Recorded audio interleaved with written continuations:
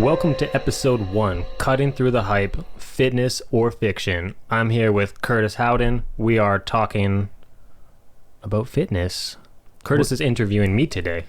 This is my bus. I'm going to steer it, and I'm going to keep it over 50. You know, if you're into movies, you might remember Speed, but just like Speed. Yeah, exactly. Yeah. Keanu Reeves hasn't aged a day. No, he's more of a badass now than he was then. That's rare.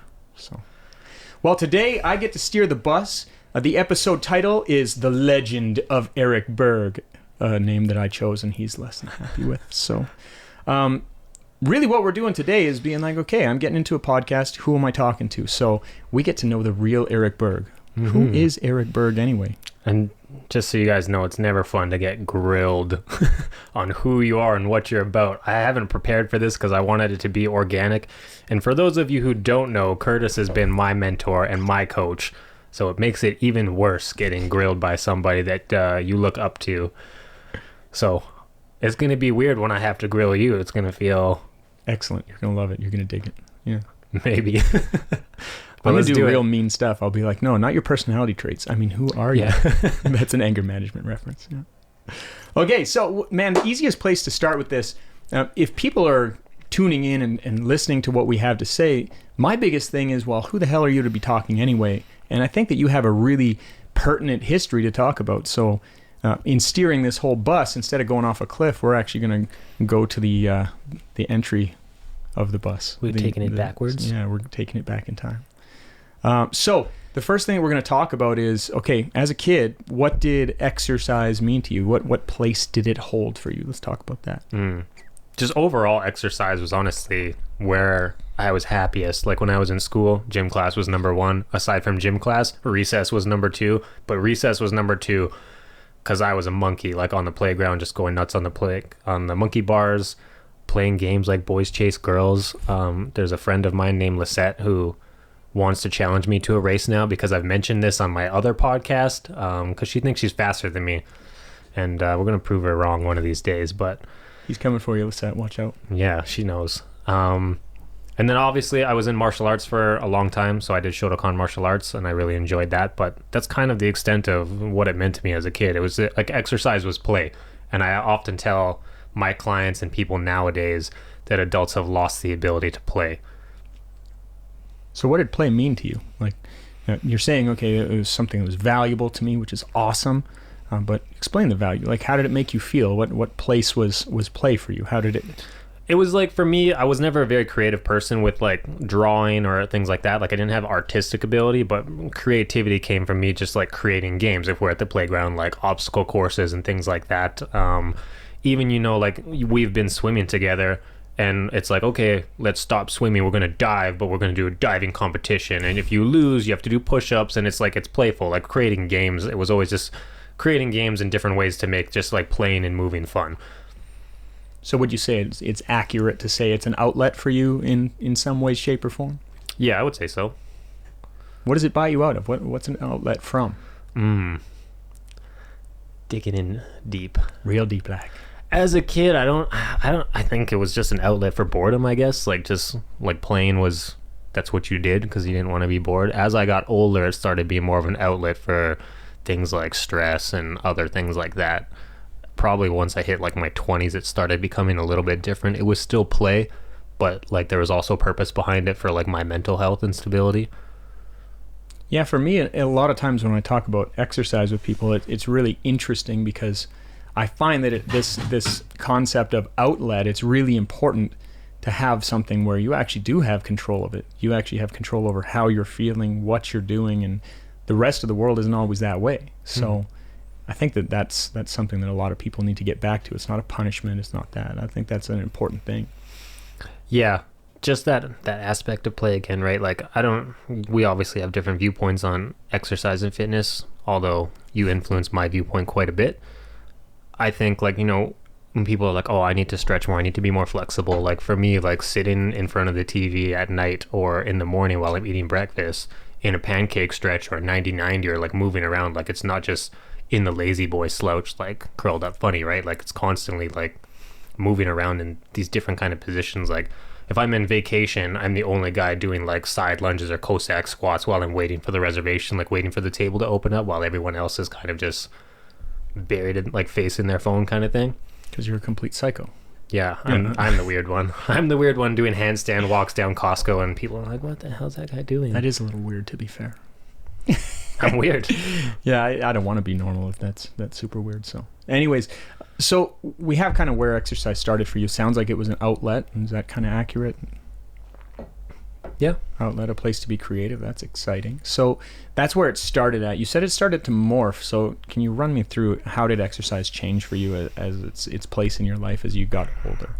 Yeah, this is like, it starts to dig into more of a personal place. I think everybody has their own personal story, but my personal story was obviously as I was growing up, I remained very, like I got really tall fast and I was very skinny, started getting bullied a little bit. Even though I was in martial arts and even though I was like exercising, I was very strong, it never stopped people from underestimating me, and that became kind of a trigger, like just the bullies and being underestimated and people being like thinking that I was weak or soft. So that made me go harder at the gym, and that was like, that's when the outlet started to change. It was like anger and resentment for being like underestimated and not like valued, like because I would look up to, you know, in high school and things like that, there's a popularity contest, like I wanted to be one of the top picks for sports. I was often like 2 or 3 because again, guys kind of knew that I could play, but I wasn't like the top guy. I had to like fight really hard to be able to perform. But the outlet started to just come with, yeah, like my training started to become more about my insecurities and trying to get bigger, trying to look bigger, have people stop underestimating me. That was kind of where the outlet started to transfer from. And I found that outlet transfer later, like that was in my 18 and 20s, and once I've kind of reached 30, I've kind of gone past that point and realized that that wasn't the healthiest mindset to have for my training, and it's not why I wanted to be training. I didn't want to be training with anger or like sadness or like frustration in my heart. I wanted to train because I wanted to play. So I had to kind of overcome those emotions and thoughts like over the past 10 years. Yeah, well, it sounds like it originally started out as something like to prove who you were to other people, and it's kind of morphed into something you're doing for you now. Yeah. I think that's healthy. That's good. It just took 10 years to get there. Everyone's journey is different. All right. So you're going through this whole thing where, you know, you always liked playing and all that sort of stuff. So at some point you decided I'm going to be a personal trainer. What was the impetus of that? Like how did you get pushed to be like, you know what, I want to do X for other people? It's not like, I don't think it's a glory story of like, oh, I wanted to like impact like an amazing amount of people or anything. Like I didn't have these big lofty goals. For a while, like I was just kind of working standard jobs and I was making money and I was hitting the gym often. For me, honestly, it was like my own personal triggers again when I was like in my early 20s.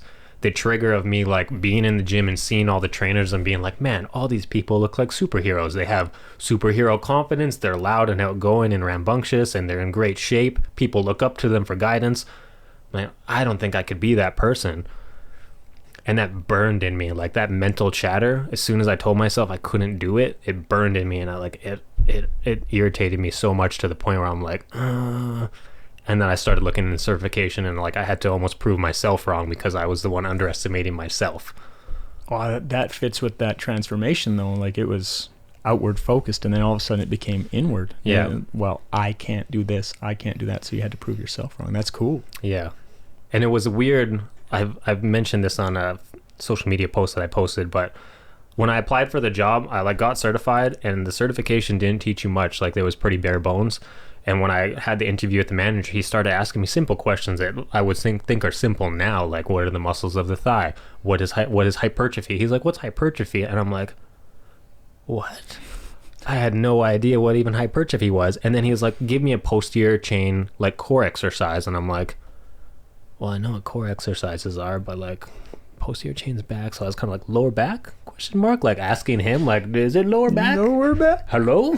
And he was like, yeah. And so anyways, the manager was Lauren. He decided not to hire me. He said that the team was full. He just took over as manager, so he was kind of in transition as well. I got the job out of pure resilience. At that time, I had a lot of time on my hands, and I'm like, hey man, can I just hang around the team and shadow? And he's like, yeah, of course. We always help people out. And I shadowed probably for like, I can't remember, 2 to 4 weeks, full time, unpaid. to the point where the team fell in love with me and they started harassing him, being like, yo, when are you going to hire this guy?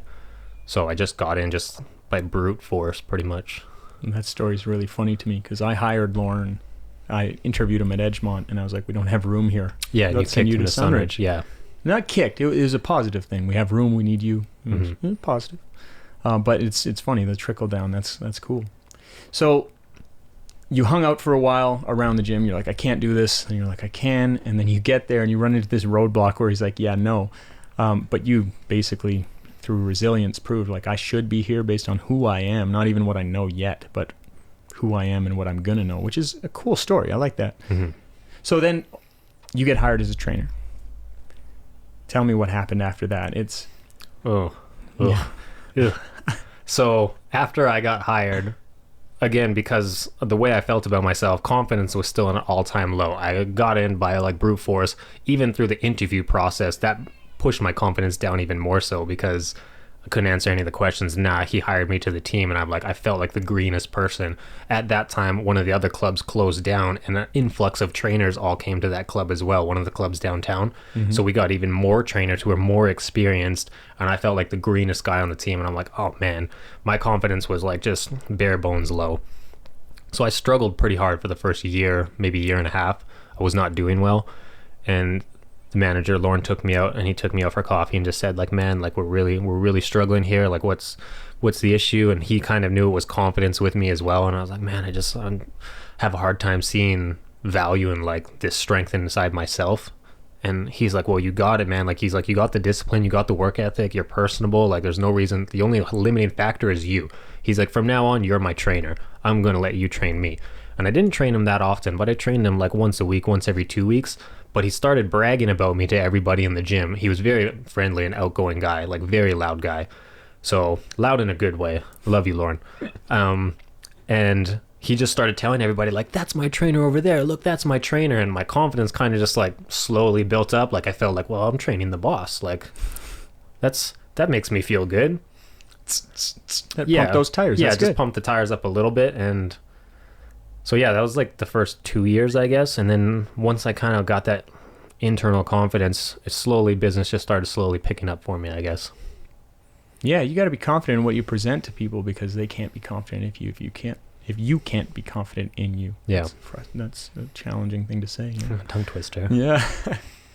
So, okay, you're a trainer, you get a little bit of a tire pump, you're noticing things are coming up.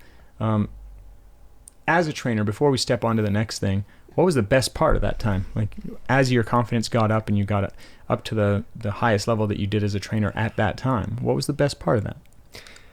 I think it was just the excitement of learning and growing. Like, obviously my training, I think, has come a long way in the past 10 years. Like my first 1 to 2 years, there was a lot of learning to be done. But in that process, with the team and the environment that was there, it was like a lot of fun. I had like a great set of peers that I was working with, and there was a lot of experimenting and like just like learning in process in general. And to kind of just learn with my peers and grow with that team, like the culture that we had at the club and the team that we had was just phenomenal.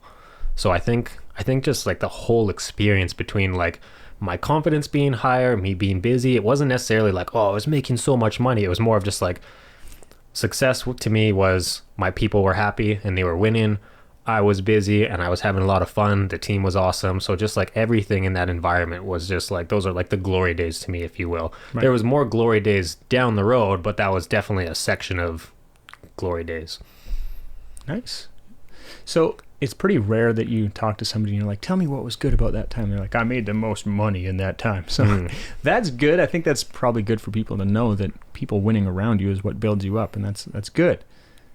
So what was the most challenging part of that phase for you?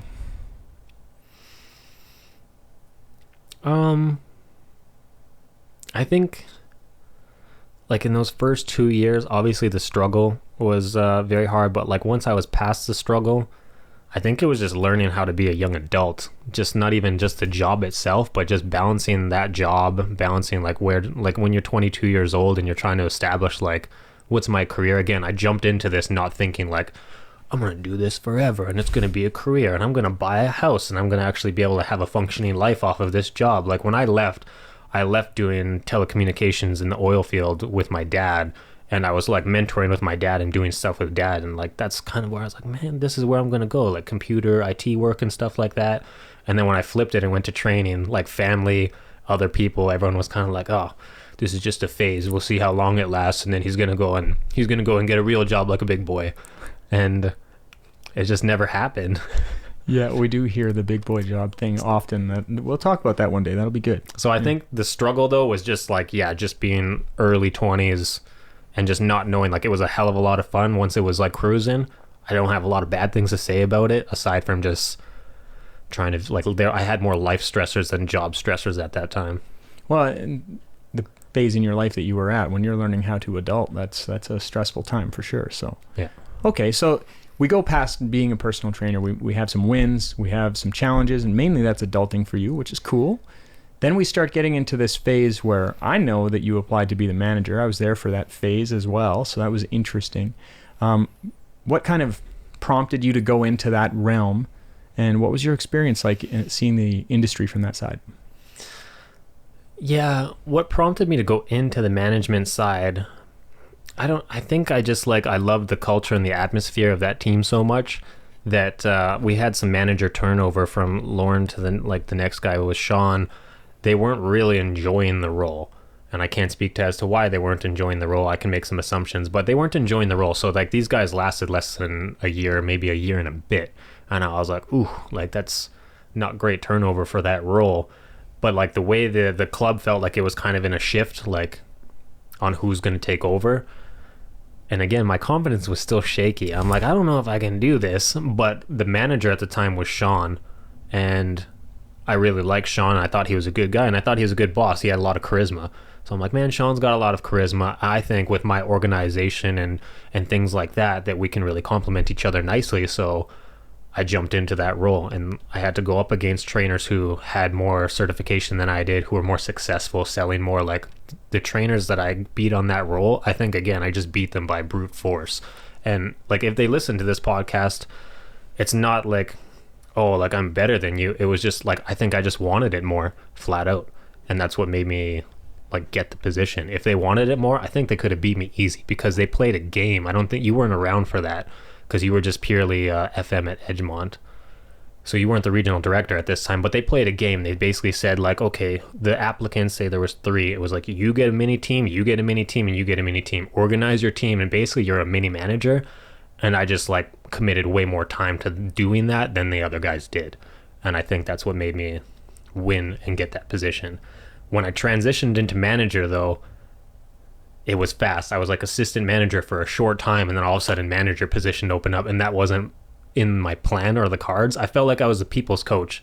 As assistant manager, I always say this to people, it's kind of like mommy daddy role. Like as assistant manager, people felt way more comfortable coming up and talking to me, and I was the people's coach and helped the people. And then you can go and talk to the manager and be like, this is what's going down behind the scenes, just so you know, because nobody wanted to tell the big boss what the problems were.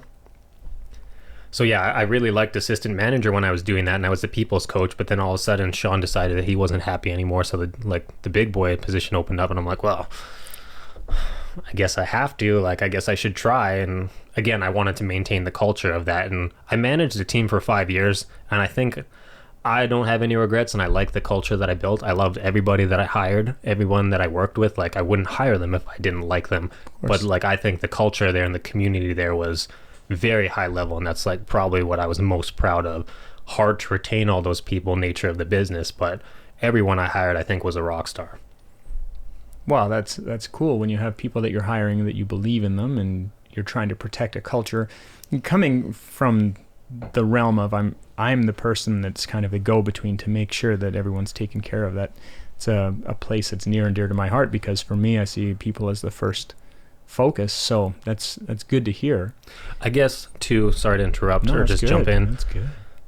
As I was going into that assistant manager role too, I had a little bit more confidence because I was one of the few trainers there. Like there was a mentorship program for senior trainers to mentor like newer trainers, and it wasn't being utilized that effectively. And I saw it as an area of opportunity to help people. And I was like, oh man, like I can help these new trainers and build their confidence because mine was low, and hopefully I can build theirs up. and you could only mentor a maximum of 8 people, but they didn't really care how you did it. So every new trainer that came in, I basically attacked them like it was a consultation, like, hey, you're new to the game, blah, blah, blah. This is what I can offer you. I help that person, this person, that person.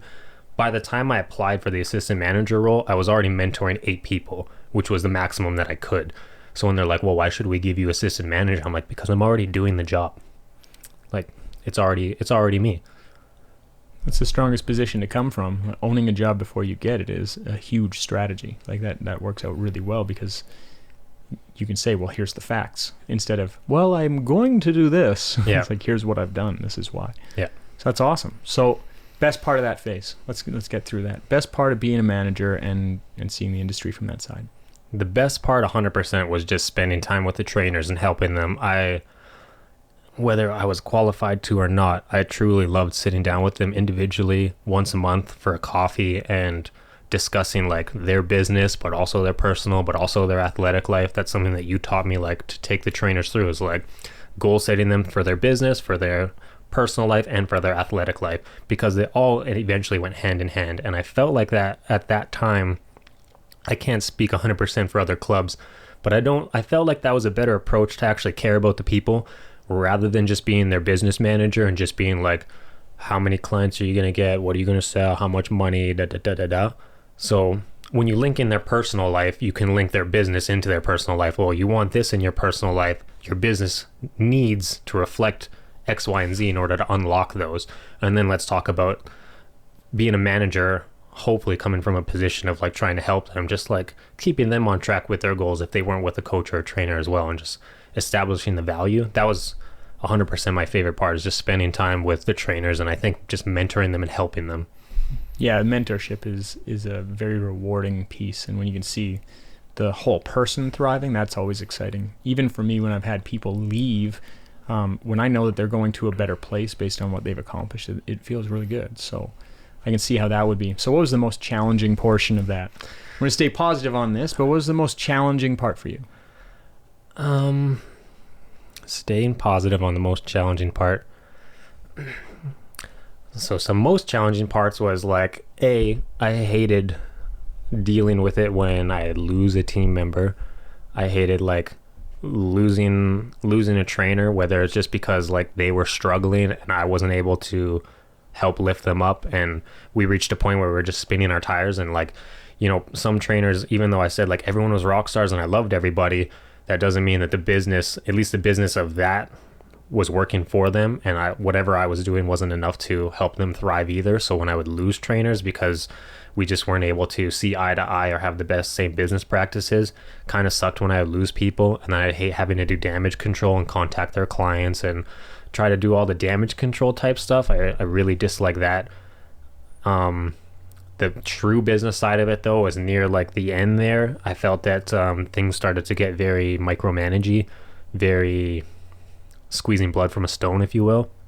And I think that's where a lot of companies are nowadays. I think a lot of people are trying to maximize time and maximize the almighty dollar. But I feel like there's a discrepancy amongst like quality time with people and just like flat out numbers and things like that. Like I would like the trainers, like, you know, we paid them to go to these meetings, like goal setting meetings and stuff. Like I'd pay you to go to the goal setting meeting, but it was so much more valuable than like minimum wage that they were being paid. You know what I mean? Like I feel like it was just that time just was being neglected, I guess, or not valued as much. Yeah, you know, the business side of things is always a challenge to manage with the personal side of things, for sure. But really, for a business to see the value in the interpersonal relationships and putting in the time there is a very challenging thing. So I don't think that's anything that's too crazy. But so inevitably, you got to a point where you were like, you know what, I'm best utilized as a trainer. That's where I'm happiest. That's where I want to be. And I remember talking to you in this phase, and a lot of what I had to say to you was, you know, what's best for you is what's best for your people. And if you need to do this, then you should do this. And you said, yeah, you know, I think that's the place for me. So you did that. And going back to, I wouldn't say back, but becoming a trainer again and having that be your primary focus, how was that different the second time around? So I felt like it was best for me to step down from manager with the way the business was operating. If the business was operating in a slightly different way where I felt like quality of relationships was more of a focus, I feel like I would have continued to be a stronger manager and a stronger helper. I felt like that was a better seat for me. That's at least what I felt. Right. Stepping down to a trainer was more of just necessity for my own mental health and well-being, just because I was getting frustrated with the operations of the business. So I'm like, I need to step away from that. And for the record, every one of these decisions for me was like terrifying. It was terrifying to become a trainer, super uncomfortable, a lot of stress. That stress all pushed me forward. Assistant manager, same thing. Question myself, can I do this? Can I do this? Fitness manager, stress and anxiety, and then stepping down, the same stress and anxiety. Every time there was a shift or a change in my path, super uncomfortable.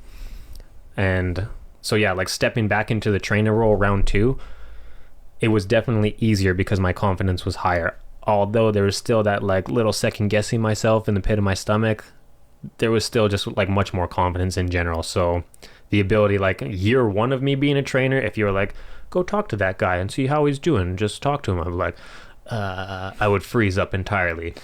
If you did that after I stepped down, it would have been like, okay, no problem. You want me to talk to everybody here? Like, I'll go and just work the floor and just say what's up to everybody. I'll even start training somebody like, hey, what are you doing right now, chest? Well, I've got a free 20 minutes. Let's play together. I'll show you some cool stuff. It was very easy to do that. So definitely different though. I would have to say my fulfillment was a little bit less than, because I really appreciated the management side of mentoring the trainers and being able to train my clients as well. I felt like I was like having like just that larger impact felt better. Although my workload and stress load diminished a little bit as I became a trainer, so I could kind of focus more. And honestly, at that time, I still needed to grow, and I still need to grow in regards to my education, my learning process. I'm on like constantly hard on myself, being like, well, I'm not the best guy in the world. I know some stuff and I can do some stuff, but I constantly feel like I need to continue my growth and development. And I think that obviously stems from your influence as well. When I talk to you, you're like a human textbook. I don't know how accurate that is, but I'll take it. I'll put that in my pocket. So it sounds to me like confidence was something that you developed in talking to people that you didn't know. What do you attribute your change in? Okay, I'm afraid to talk to that person, because I remember that, saying, hey, that person needs help. Look at them. And you were like, oh no. But I also recall, even up to recent history, watching you do that yourself, witnessing something, seeing that person could use your help, and then approaching and engaging. Like, what do you think was the big change there? Because this conversation happened multiple times in different roles that you were in, asking about how to get more confident and coaching through that. So I think that's really valuable. Yeah, I guess I can just attribute it to just, I don't know, out of the, like, into the fire, just being pushed outside my comfort zone. It's no different than when I started, like I have another podcast called E2 Performance. When I started recording that, same thing, confidence was low, everything was a little shook. Just doing it, like, there's a quote that says, like, courage is not like the absence of fear, it's like having fear thrown in your face and still taking that step forward. So even to this day, like right now while we record this, I'm still anxious and scared of what my future holds. But regardless of how I feel, I continue to take another step forward. Regardless of how I feel about that, I'll just push through, like just brutally just push through this stress. Like it's trudging. Yeah, I'm just trudging through like my comfort zone or my box, because I feel like life will be better having a larger comfort zone, I guess. Like if my comfort zone was a box like this, I want it to be I want to feel comfortable in a larger setting of everything. I just want to feel just comfortable and confident and happy. And the only way I feel like I can do that is constantly just stepping outside that box, just one step at a time. Well, that totally negates the next question I was going to ask, which is what motivates you to keep going forward with that. So you've identified where you want to be at, and you see a happiness as opening up a zone of kind of comfort level. Is that kind of accurate, or? Yeah. Okay. So we've gotten to a point where it's, okay, I'm back to being a trainer. You've been a trainer for how many years now? Since I stepped down, it's probably been 2.5. No. Total. Yeah, total tenure is probably 10 years now. So in total 10 year. Total tenure, 10 years. Okay, so you've got a decade under your belt now, which obviously we've had changes in confidence, we've had changes in experience, knowledge, I would say wisdom too, watching you move and train people. I think that one of your main character traits is your ability to look at your knowledge as a in progress or in process sort of vessel. I often say, as soon as you think you've arrived, you're done messed up. Because if you've arrived, you don't have anything else to learn, and that's just not the case with the human body. So I think that's a big strength. So we get through all of this. You've learned all this stuff. You've gotten more confident. You can speak with people better. I would say that your ability to ascertain results with your clients and even with other trainers as far as mentorship has improved. So what's the next step for you? I mean, where are you going from here? Yeah, that's a good question. I wish I had the answer. More adulting. Yeah, just more adulting, I guess. No, I wanted to slow down to a degree. So when we were like, we worked at a commercial gym, I felt like the whole push of the commercial gym was like, it was constantly like more people, like do more people, more sessions, bigger groups. And that just wasn't vibing with me. Like I was training groups of 8 people at a time, like, and I would have them variety. I would have 8 people on the same program sometimes, and sometimes I would have 8 people each on their own individual program. I tried to do group training in multiple different ways to see what would vibe for me. And for me, I think I've just come to the point of like I really enjoy one-on-one training. I just enjoy that. I'm a quality person. I like quality. I know you can get quality when you're training multiple people, but for me, it's just that intimate interaction one-on-one just feels good to me. So what my hope is for the future anyways is to spread some influence and some wisdom through this podcast and start reaching out and touching more people. And I don't ever really want to stop in-person training, but I don't want to be the McDonald's of in-person training either. I would like to maybe train, 2 to 4 people a day, but have them be my favorite people who just are like love it the way I do, and we vibe the way we can do that, and then continue to potentially expand business into more like remote coaching, remote online businessing, and mentoring, life coaching, things like that, just like helping new trainers out or helping new clients out virtually, things like that. Just it would be, I think, an easier use of my time, because when you're doing in-person training, that 1 hour, that's a relatively large chunk of time, and then you limit your ability to spread that influence if you're going to just train 10 people, 10 one-on-one sessions in a day. So I know I love one-on-one sessions, so that's why I kind of shift things to, again, podcasting, YouTube, and just trying to spread wisdom. And so you want to keep the personal in training, I'm hearing. Oh, that's nice. Yeah, I do. Yeah, okay. So along with that, we're also looking, it sounds like you're wanting to push more into the realm of kind of remote, and also making things a little bit more easy to access as far as things go. That's accurate, yeah. For me, remote training has been tremendous, and through COVID, it has been very good for me, for sure. But what is it that you would see the ideal as far as your business goes with the remote side? So we know that in person, you want to have, an amount of sessions per day that you can deliver the quality on. You're pretty clear on that. Yeah, I think I haven't even established that for like a remote business, because I'm not a master remote coach either. I think remotely, I would need to establish it, because I would want to still keep a personal touch to it, and I would want to continue doing like video chats and video consults with people and video touch bases and things like that. And I can only have so much time to do those as well, but it's less time requirement than an in-person session. So I'm not entirely sure. I definitely know, again, I don't want to be the McDonald's of remote coaches either. I don't want to just be throwing out programs to people like, oh, buy this base program for $20 and just rip it out to as many people as possible. I still want to keep my remote business like personal and still high quality. So I think there's definitely a cap to it. I can't be like, oh, I'm going to just continue to take as many people as possible. At that point, I would have to start looking into alternative solutions to help people if things take off in that route, I guess. So quality and connection are still very important for you, it sounds. Yeah. Big surprise. Weird. Yeah, it's almost like we get along on that topic. I think we're petting the same dog as far as that goes.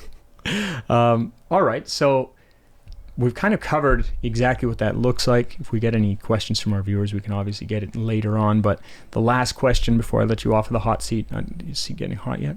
It's hot in this room. Okay.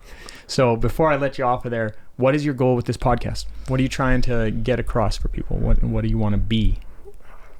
Well, you threw the podcast on me saying that it was something that you're interested in doing. I love the opportunity to just sit and have real conversation, real dialogue with somebody and just have like that isolated time.